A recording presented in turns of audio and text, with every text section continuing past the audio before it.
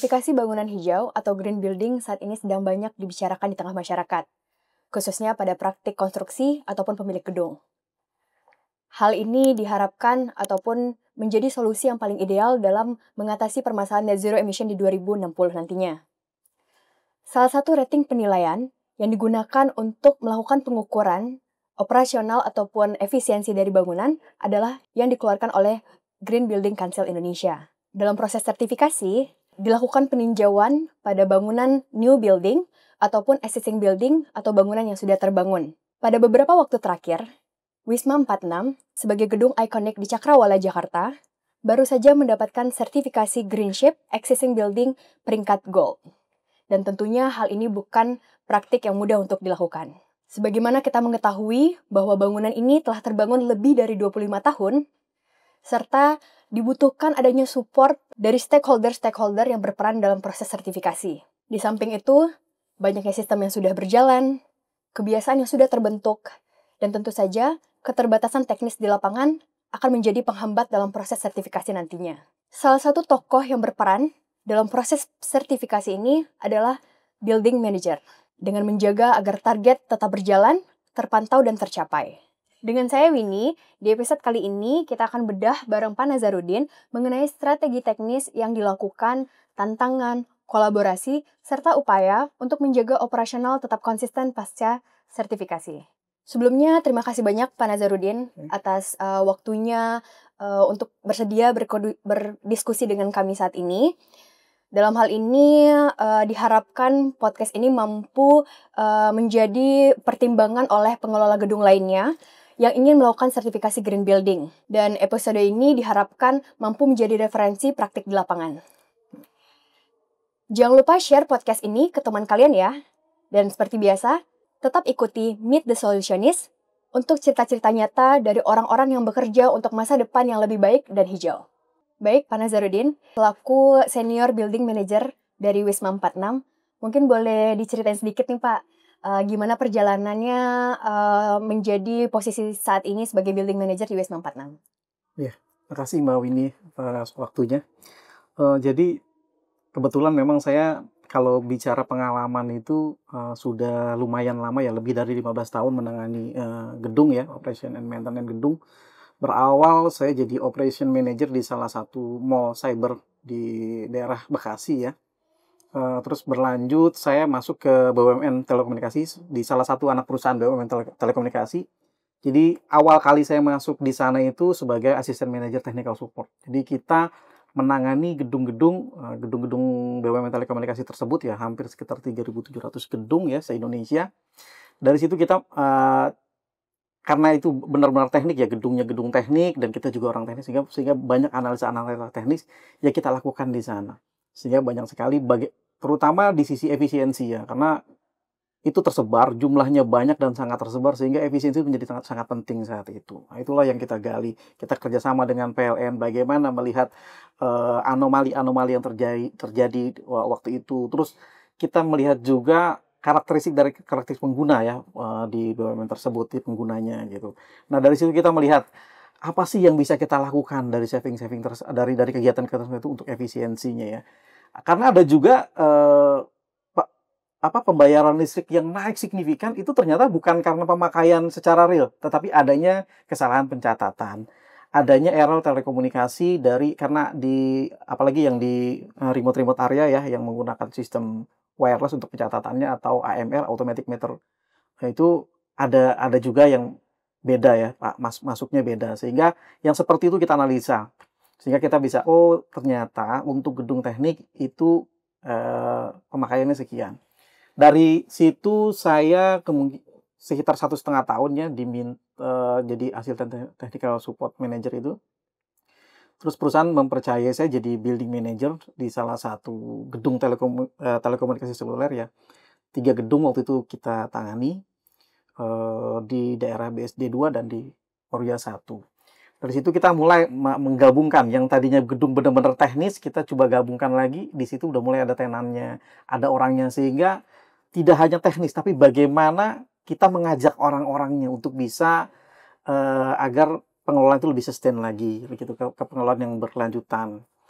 Dari situ terus pengalaman-pengalaman yang kita dapat sehingga saya itu dalam perjalanannya ini gabung di Wisma 46 itu sekitar tahun 2022 ya. Total hampir 3 tahun lah ya di Wisma 46 ini.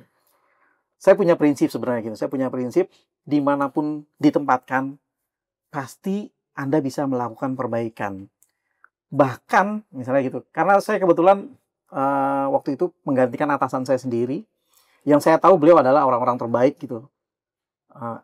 Saya langsung tuh waktu diberikan kepercayaan untuk menggantikan beliau. Saya juga sebenarnya pernah jadi senior manager juga di salah satu perusahaan pertelevisian ya.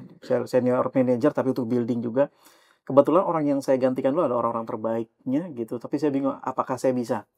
Tapi selalu saya mengatakan bahwa pasti ada yang bisa saya lakukan perbaikan. Sehingga di sanalah saya menganalisa apa sih yang bisa saya lakukan. Sama di sana ada beberapa sumber daya baik dari air gitu yang bisa kita lebih lakukan penghematan, terus dari cara operasionalnya gitu ya.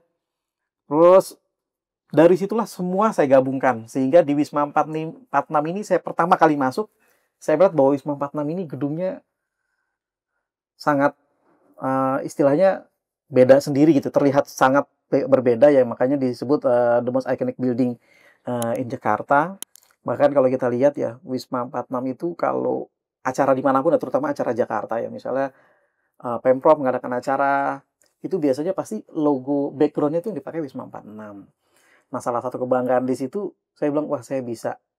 Saya sebenarnya gini, saya pernah merasa begini, saya pernah bilang, enak kali ya bisa jadi building manager di tempat itu. Ternyata kejadian.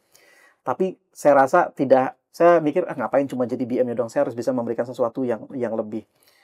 Nah, karena Wisma 46 itu sudah terkenal dari bentuknya. Kita coba gali lagi. Kebetulan saya tanya waktu itu sama teman-teman yang sudah lebih lama di sini, kira-kira di sini apalagi yang lagi mau karena di sini saat saya masuk memang sudah menerapkan ISO 9001 2015 saat itu. Nah, kita punya challenge lagi gimana gedung ini bisa outstanding ya. Karena kita melihat gedung-gedung baru ini sekarang kan udah banyak ya gitu. Bahkan sudah didesain gedung-gedung tersebut adalah gedung-gedung yang hemat energi. Nah, kita lihat saat itu saya tanya, coba saya minta data-datanya gitu, data-data pemakaian energi, air, listrik gitu ya. Ini gedung ini kok bisa hemat ya? Saya tanya sama teman-teman bagaimana Anda mengelolanya gitu ya. Nah, dari situlah kita bertekad waktu itu, wah, untuk bisa outstanding, gedung ini kita daftarkan untuk bisa sertifikasi Green Chip Green Building. Cuma kita nggak mau langsung ya. Kita coba self assessment dulu saat itu. Kita self assessment. Salah satu permasalahannya kenapa awal gedung ini belum bisa kita sertifikasi saat itu kalau nggak salah dari 2020-an ya, memang belum bisa. Karena gedung ini saat itu masih ada satu chiller yang masih pakai refrigerannya yang merusak ozon gitu ya. ODP-nya masih tinggi gitu ya saat itu.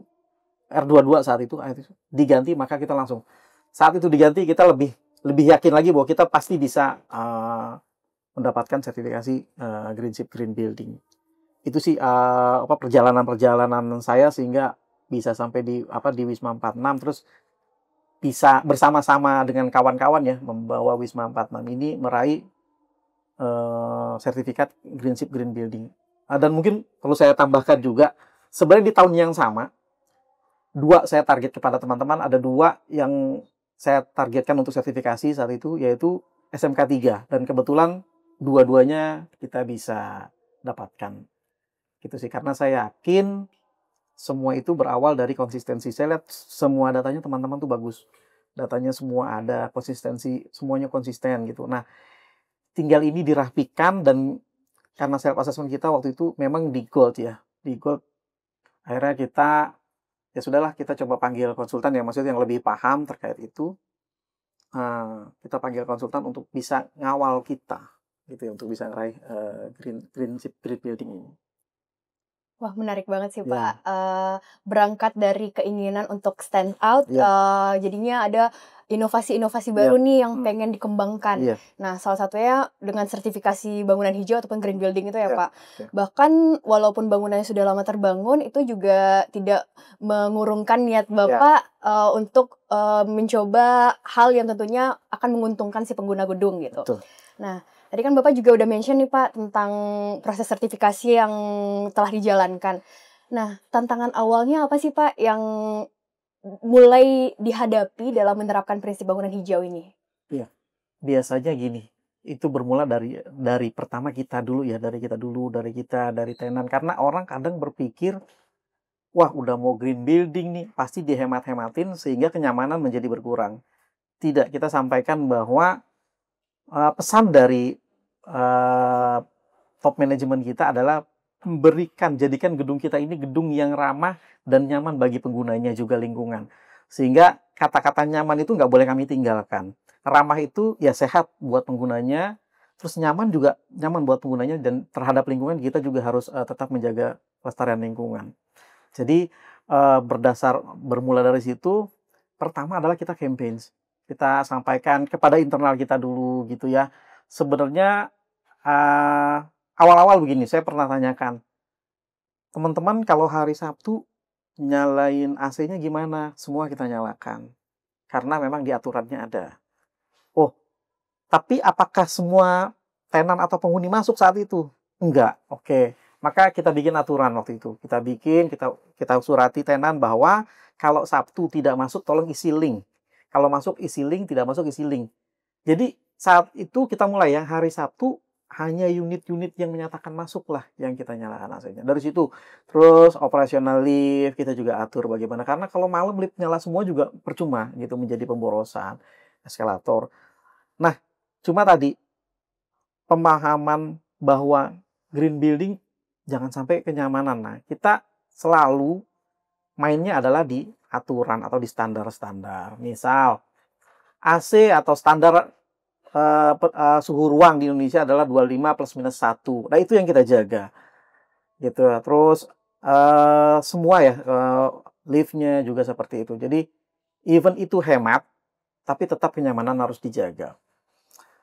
Terus kalau yang lainnya sih saya rasa karena tadi yang saya bilang teman-teman di sini peralatan gedung ini itu sudah well maintained. Kenapa kita untuk lift aja kita pakai authorize.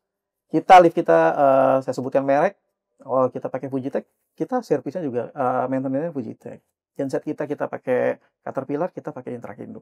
Jadi kita berusaha dengan yang authorize agar performa semua peralatan kita itu dalam performa terbaik sehingga kenyamanan tenan tetap terjaga. Nah, dari situ kita juga melihat gitu. Ternyata dengan perawatan yang bagus, itu efisiensi akan tetap terjaga.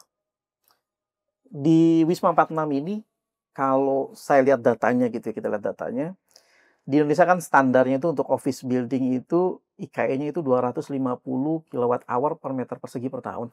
Tapi Wisma 46 ini saya sangat senang sekali itu bisa dijaga di kisaran 197 kWh per meter per tahun gitu. Dengan tidak mengurangi kenyamanan atau standar-standar yang berlaku untuk gedung gitu. Jadi tantangannya sih awal-awal seperti itu. Kedua, kalau dari sisi peralatan ya, kita sama-sama tuh sudah 25 tahun.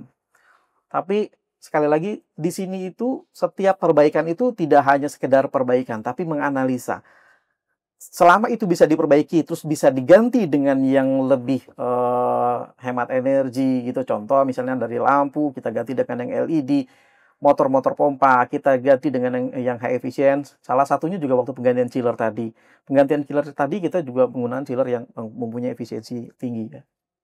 Nah, nah disitulah cuma saya mikir nggak terlalu besar ya di sini tuh tantangannya kenapa? Karena di sini manajemennya sangat-sangat support ya, benar-benar support gitu. Kita sampaikan yang penting semua analisanya itu jelas, datanya jelas, manajemen sangat support. Karena semangatnya tadi mengatakan bahwa jadikan gedung kamu adalah gedung yang ramah buat penggunanya, nyaman dan juga aman buat lingkungan. Gitu. Kalau yang lainnya sih saya rasa karena tadi udah jalan lah gitu aman. Oke.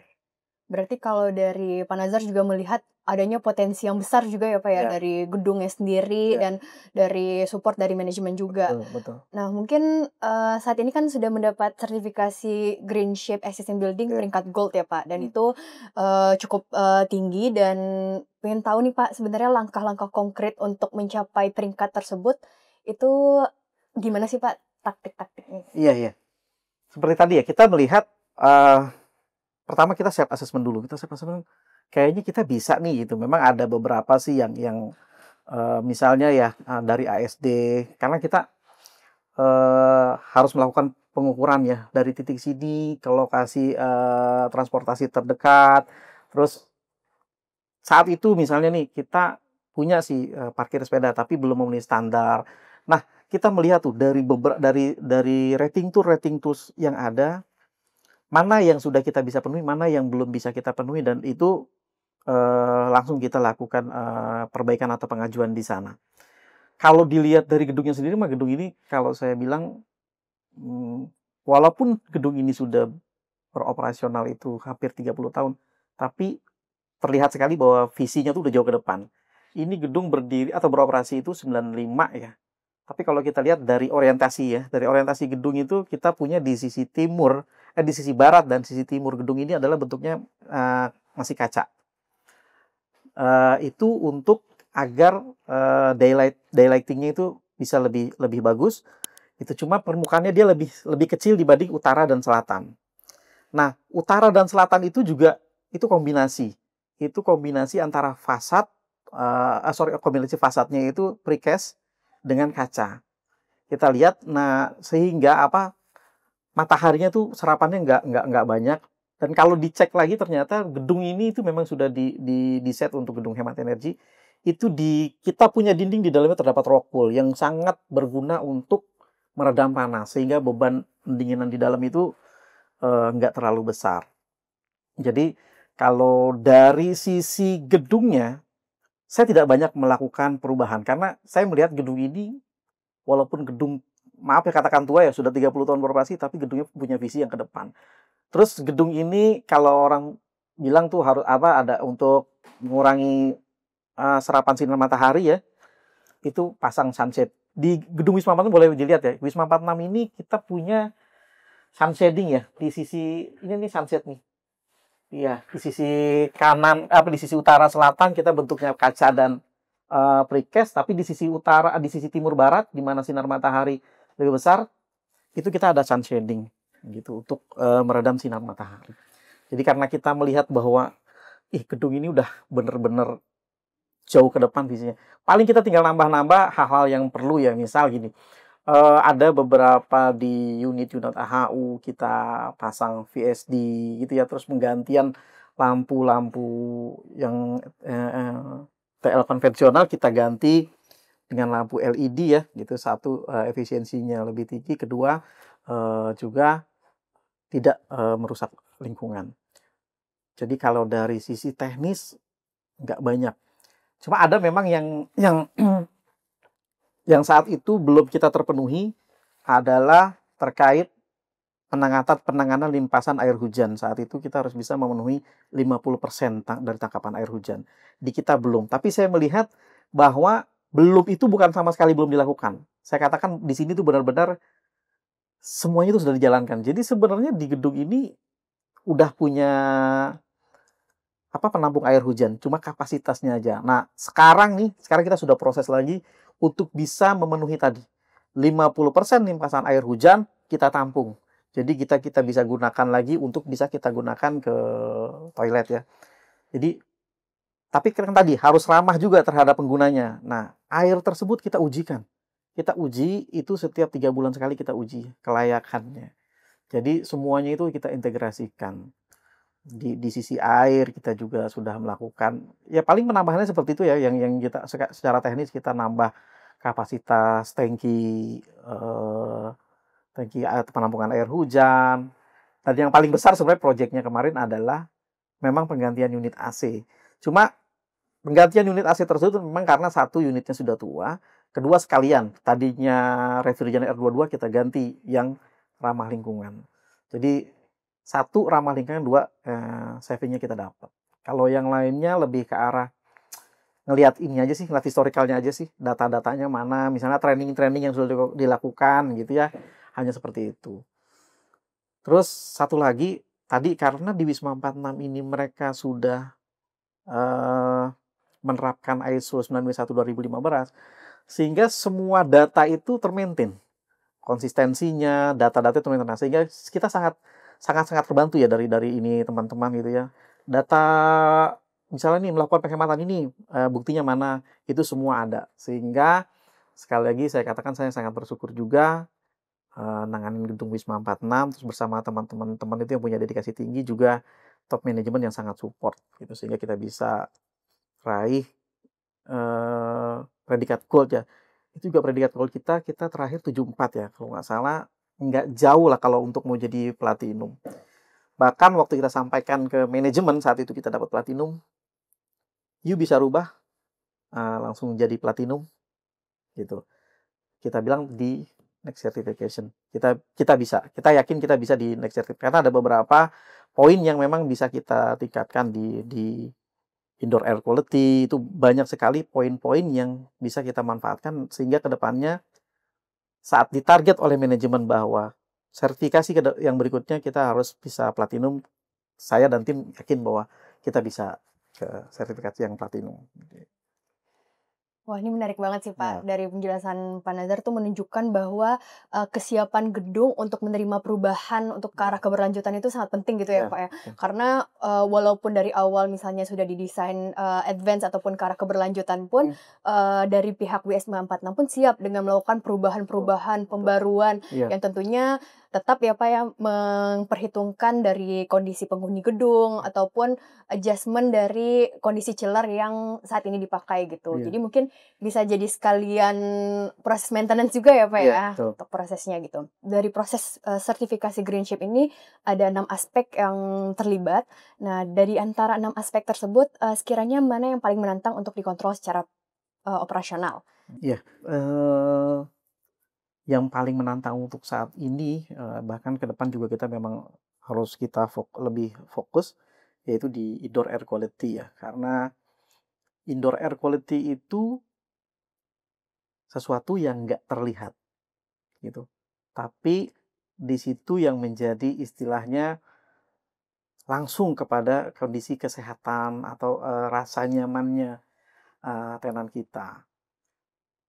Gedung ini memang kita didesain kan sentral ya, sehingga nanti ke depannya kita harus bisa melakukan pemantauan-pemantauan di titik-titik terkecil. Misalnya di basement, kita, pasang CO monitoring untuk melihat ambang batas yang dibolehkan misalnya di basement. Untuk kalau CO-nya tinggi, dia akan mengaktifkan fan untuk membuang CO. Juga yang ada di ruang-ruang gitu ya, nilai, karbon dioksidanya berapa. Jadi lebih ke arah bagaimana karena nggak kelihatan nih, indoor air quality itu nggak kelihatan, tapi itu juga sangat berpengaruh terhadap, kesehatan si pengguna gedung. Inilah yang masih menjadi tantangan kita, cuma memang step by step kita sudah laksanakan, kita kita perbanyak lagi titik-titik pemasangan unit, karbon monoksida, sensor karbon monoksida di area basement ya, gitu. Terus di sistem AC kita, optimalisasi lagi, untuk kebutuhan udara segar ke masing-masing ruang gitu. Nah, tadi sebenarnya kita harus lihat berapa standar yang dibutuhkan, kedua alat ukur. Nah, jadi dua inilah ya kita sedang pengadaan alat ukurnya, kedua sesuaikan dengan standarnya. Terus, kenyamanan-kenyamanan ruang, kadang kita melihat misalnya di satu ruang kerja, misalnya hanya butuh 350 lux ya, tapi ternyata ada juga pas diukur itu bisa 450, itu ya si pengguna mungkin nyaman-nyaman saja saat itu, tapi ngapain boros, toh standarnya cuma itu. Jadi hal-hal yang seperti itulah, adjustment-adjustment yang seperti itu. Terus ada lagi yang membuat mata cepat lelah, ternyata lux-nya jauh di bawah standar. Jadi yang menjadi tantangan kita karena ini lebih rigid ya, kalau saya katakan itu lebih rigid karena lebih ke arah spot-spotnya, lebih ke arah spot. Makanya next-nya kita lebih fokus kepada, kesehatan di dalam ruang.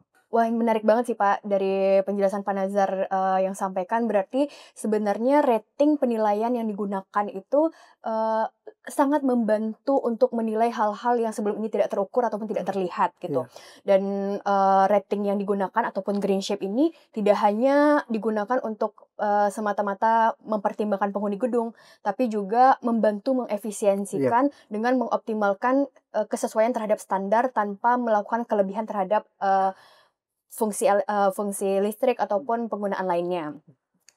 Nah, kemudian, dari tadi kita ngebahas tentang aspek, IHC nih, Pak, ataupun, kenyamanan dari si penghuni gedung. mhm, Nah, salah satu aspek yang jadi penilaian tertinggi itu kan ada air dan energi ya, Pak, ya. iya. Nah, itu gimana sih, Pak, dari tim, building manajemennya memonitor si penggunaan energi itu dan bagaimana, frekuensi dalam proses evaluasi terhadap data yang dihasilkan? Oke. Yang tadi saya katakan bahwa karena konsistensi itu sudah ada sehingga data-data kita, wah ini udah bagus ya, kita bisa 100 di kita 197 kWh per meter persegi. Terus di mungkin sekitar setahun yang lalu ya, saya mulai mencanangkan ke tim gitu dan sudah terpasang mungkin sekitar setengahnya dari sistem ya. Itu kita sudah pasang power monitoring. Kita power monitoring ya di situ kita bisa set misal nih, eee, chiller kita nyala jam sekian sampai jam sekian. Terus kalau terjadi lonjakan-lonjakan itu akan terjadi alert ke operator. Nah, di situ kita setiap minggu akan bahas. Setiap minggu akan bahas, kenapa sih misalnya nih hari Selasa kemarin kenapa terjadi kenaikan pemakaian unit chiller dibanding hari Selasa sebelumnya. Nah, dari hal-hal yang seperti itu yang kita evaluasi. Karena sekali lagi, patokan kita adalah SNI. Ternyata yang boros-boros itu setelah kita cek, settingannya itu masih terlalu rendah. Kita juga sandingkan di sini, kita juga sudah sudah digital ya, komplainan tuh digital. Kita bisa lihat di dalam bulan tersebut komplain apa sih yang masuk, ternyata ada beberapa yang masih kedinginan. Nah, kan padahal nyamannya nggak kedinginan dong, nyamannya dengan mereka terlihat, oh kita terlalu, besar atau settingannya terlalu rendah. Nah, dari seperti itulah dengan power monitoring tadi kita lihat gitu ya karakteristik pemakaian, sehingga dari situ kita melihat ada beberapa yang kita bisa lakukan penghematan-penghematan untuk kembali kepada standar. Jadi di kita itu selain sudah power monitoring tadi itu yang sudah otomatis, teman-teman juga keliling setiap hari. Setiap hari itu keliling, untuk mencatat pemakaian air, juga pemakaian, listrik terutama yang di significant energy usage ya, di equipment-equipment yang memang penggunaan energi tinggi, yaitu di chiller, di pompa-pompa. Di situ akan kelihatan teman-teman. Satu sisi untuk melihat pemakaian energinya, kedua juga sambil melihat kondisi di lapangan. Nah, itu akan kelihatan tuh karena sudah ada sistem dashboard-nya di kita, kalau dia tidak melakukan pengecekan aja dia akan nongol. Ya angkanya nggak masuk itu akan nongol. Jadi semuanya itu kita benar-benar sudah termonitor ya. Operation and maintenance-nya juga termonitor. Checklist-nya juga cuma tidak hanya baik, cukup, kurang. Tapi checklist-nya kita benar-benar adalah bukan quality tapi quantity. Misalnya berapa temperatur gitu ya. Nah, disitulah dari nilai tersebutlah yang kita monitor terus, kita jaga terus. Itu tidak hanya mingguan tapi juga harian. Seperti itu sih, dari air, dari listrik kita lakukan monitoring seperti itu. Berarti bisa dikatakan peran building manager atau building management itu sangat membantu ya, Pak, ya, dalam proses menjaga ataupun memantau dari selama proses operasional bangunan. Betul.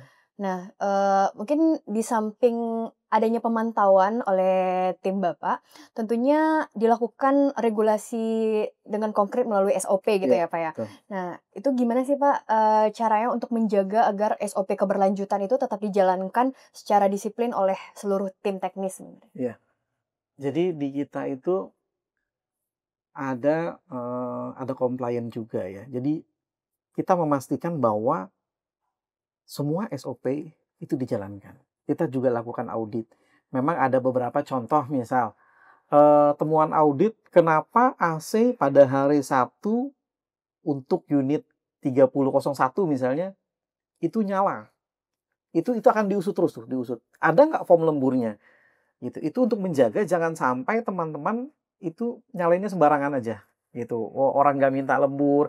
Karena tadi saya sudah berikan surat ke tenan bahwa kalau hari Sabtu tidak masuk, maka isi link. Nah, itu menjadi bekalnya teman-teman di pusat kontrol untuk yang mengisi data nggak masuk itu jangan nyala AC-nya. Dari situlah kita pantau terus ya. Jadi kita lakukan audit itu sebenarnya sih kita ada weekly meeting juga ya untuk jangan sampai lah nanti nunggu audit aja. Kita lakukan weekly meeting juga untuk membahas apa sih kendala-kendala teman-teman gitu. Jangan sampai nanti ada sesuatu yang operasional tapi teman-teman nggak tahu sehingga di situ terjadi pemborosan. Jadi lebih ke arah eh, prinsipnya adalah kita itu lakukan eh, yang kamu tulis yang kamu lakukan. Jadi prinsipnya apa yang sudah ada di SOP kerjakan. Gitu ya. Jadi apa yang sudah dibuatkan SOP itu kerjakan. Nah, apa yang sudah Anda kerjakan maka laporkan. Nah, keseimbangan inilah terus yang kita kawal ke teman-teman. Even di masa audit pasti ada aja ya salah satu temuan, tapi kita lihat juga apakah di situ fraud atau bukan. Tapi setelah kita cek hanya kesalahan data saja. Misalnya ada yang lembur tapi kok datanya nggak masuk ya. Ternyata saat itu misalnya tenannya cancel. Hanya seperti itu sih. Jadi kenapa? Karena kita benar-benar pengawasan itu melekat kepada teman-teman. Selain sistemnya yang sudah digital, yang sudah bisa dicek oleh teman-teman, bisa ngecek nih apa sudah dicek atau belum, normal atau tidak.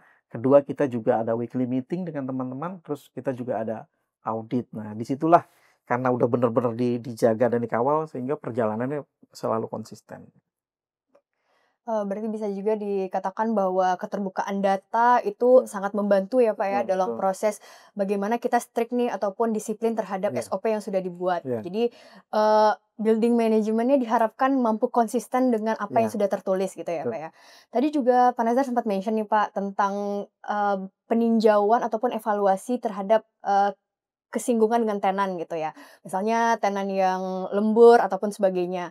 Nah, kalau ngebahas tentang Wisma 46 ini, Pak, gimana sih, Pak, tantangan dari sisi tenannya secara spesifik nih menanggapi SOP keberlanjutan ataupun praktik-praktik, hijau yang mulai diterapkan nih, Pak? Hmm.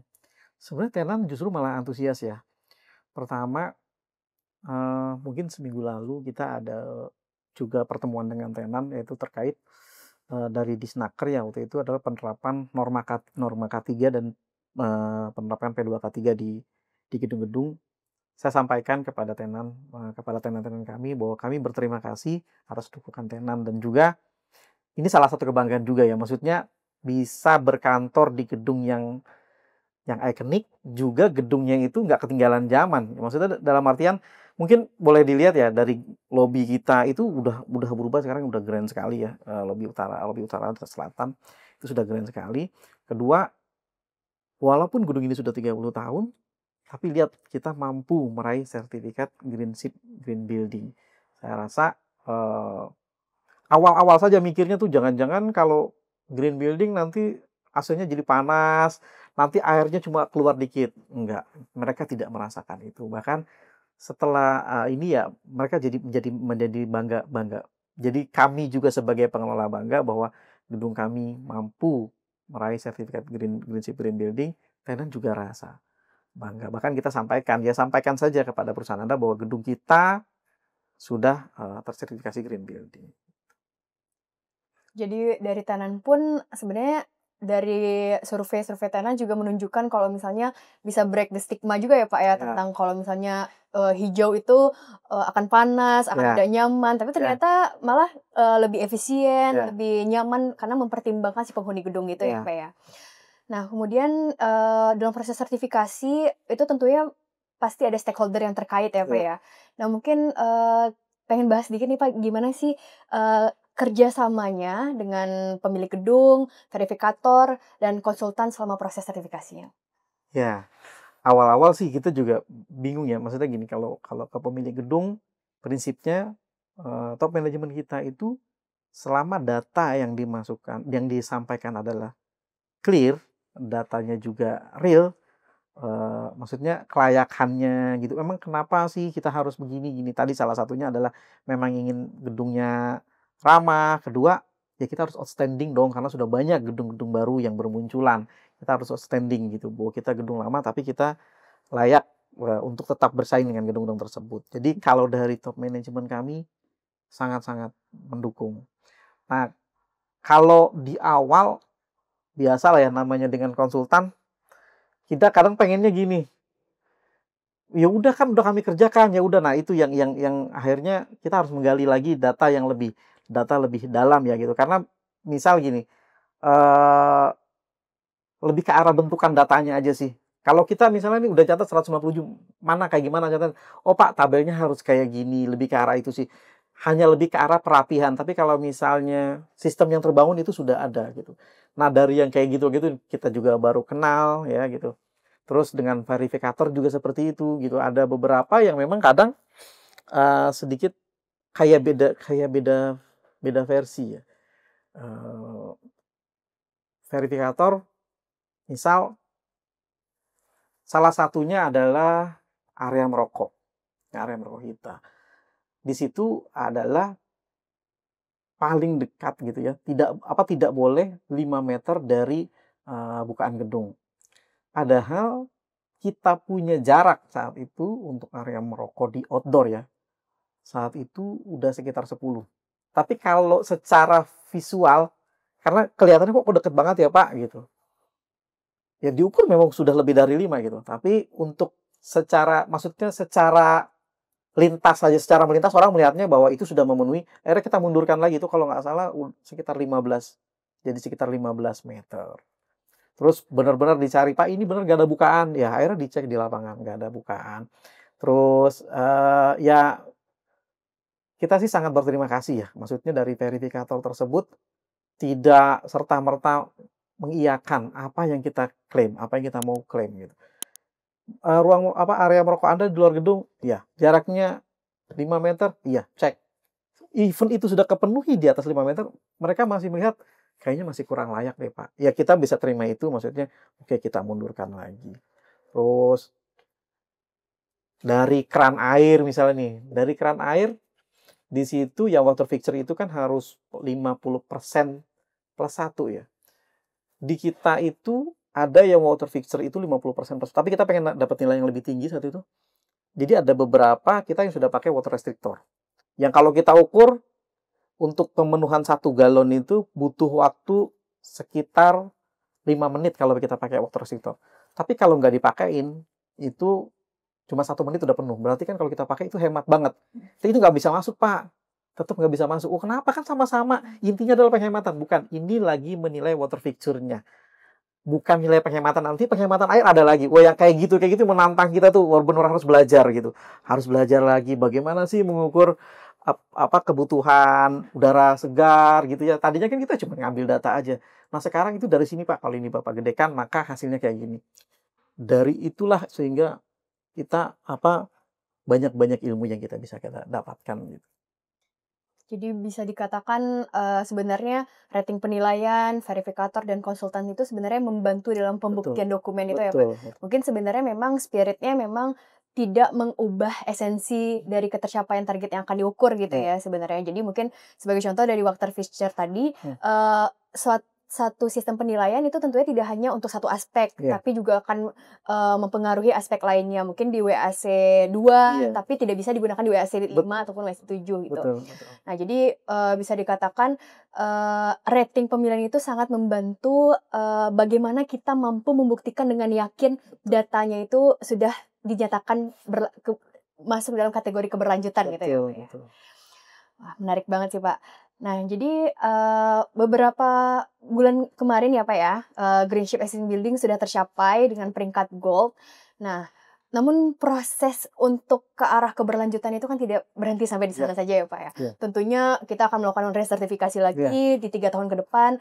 Nah, mungkin pengen, diskusi nih, Pak, apa sih tantangan paling besar yang akan dihadapi untuk mempertahankan, peringkat ini dalam jangka panjang? Tantangan terbesarnya ya, ya kita juga paham ya biasanya orang itu meraih lebih mudah daripada mempertahankan. Cuma kalau saya lihat dari ya setelah disertifikasi pun Kak, teman-teman tuh konsistensinya itu tetap berjalan. Kedua, memang kalau kita lihat salah satunya adalah tadi kita ingin benar-benar, energi di kita itu benar-benar semuanya termonitor. Kedua, satu lagi memang yang saat itu belum terpenuhi adalah terkait, untuk penanganan limpasan air hujan yang harus 50% dari, beban, itu kita sudah lakukan lagi, pengadaan lagi ya untuk maksudnya ternyata rating-rating yang ada itu adalah memang sangat-sangat bermanfaat, baik secara gedung itu sendiri ataupun secara lingkungan.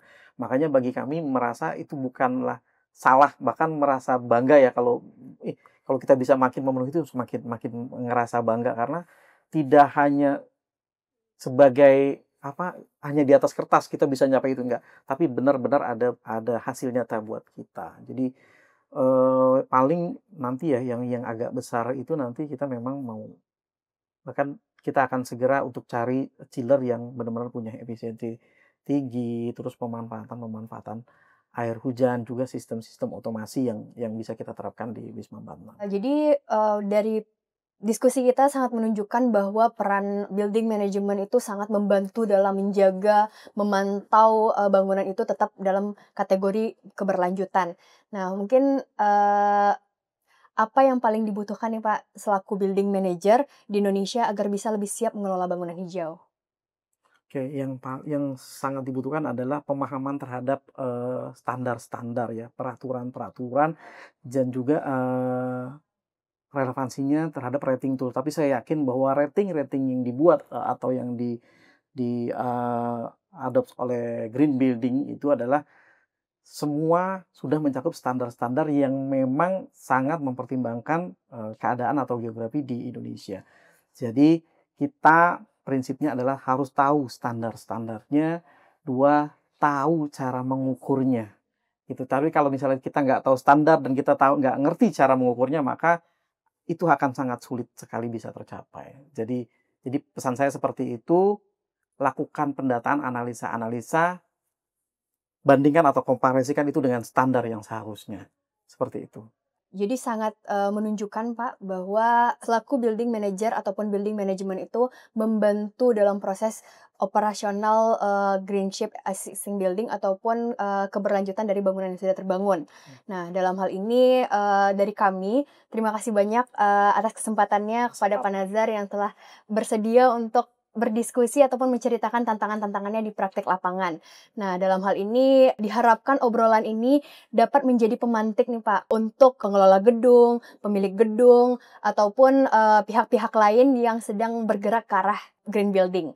Nah, jadi dalam hal ini juga semoga obrolan ini mampu membuka wawasan, serta menjadi penggambaran bahwa untuk mencapai kategori green, itu tidak hanya dilakukan pada satu tahapan saja, tapi dilakukan peninjauan setiap hari pada operasional bangunan.